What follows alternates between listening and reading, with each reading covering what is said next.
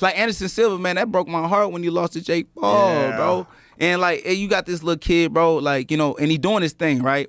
You see that he's an athlete. You see that he's working on his style of fighting, you know what I mean, when it comes to boxing. But at the end of the day, it's still he picking at every MMA head, right?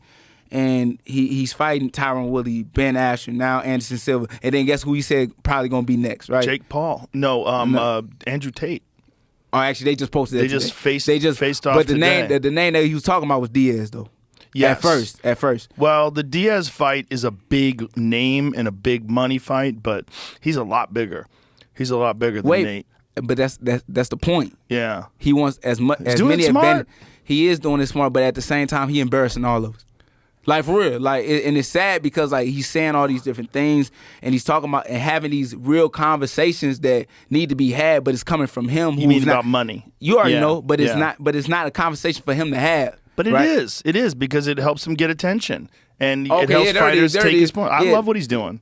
I hate it. I want to beat his ass for it. I'm sure you do, but you're a fighter. And I'm going to get a check for it, too. Yes. But it's not because I'm just a fighter, because he's telling us that we not even brave enough to fight for ourselves. So I'm going to fight for y'all while I'm knocking out y'all legends in the process of it.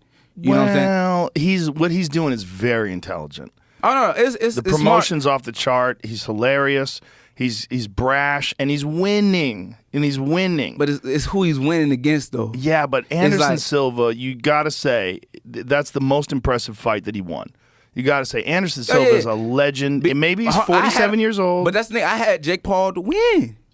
I knew Jake Paul was going to win just because of the age itself. You know what I mean? And then on top of that, I didn't see Jake Paul knocking out Anderson either, though.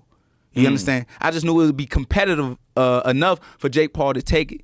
You know what I'm saying? Take the win. But at the same time, it's just like, bro, like, if you fought Anderson when he was, you know what I'm saying, in his prime, bro, you get knocked out. Right.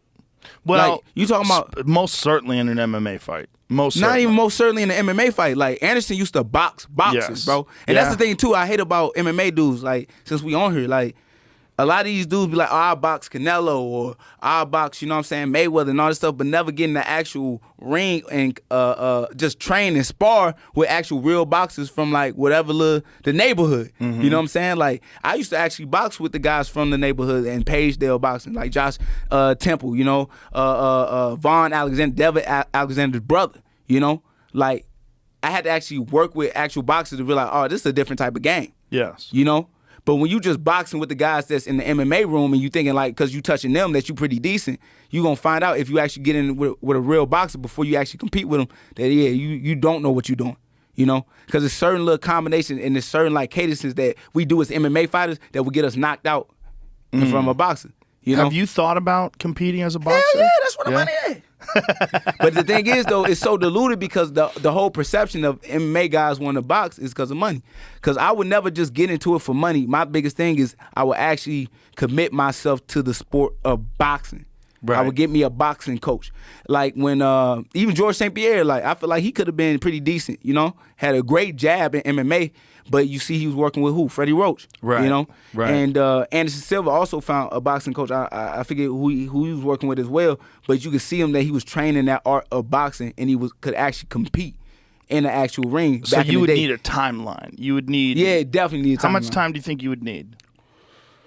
Well, since I've already been working with boxers for a minute and I got a great boxing coach at STL Boxing, Reggie Thomas, shout out to him, I probably only need like 2-3 years to actually find me a pro fight, you know, and actually work up. But that's a realistic assessment. I'm glad you said that. 2-3 years is correct. Sir. Oh, yes, sir. Yeah. You can't just hop into it. Right. A year time ain't just going to work for you. Yeah. And then I'm not just finna call out the best in the world. Right. You know, pound for pound. I'm going to work my way up. Right. I'm going to get some knockouts. I'm going to get some good little names. I'm going to get some prospects. And then I'm going to, like, once y'all see I got a resume now let's see what them names talking about.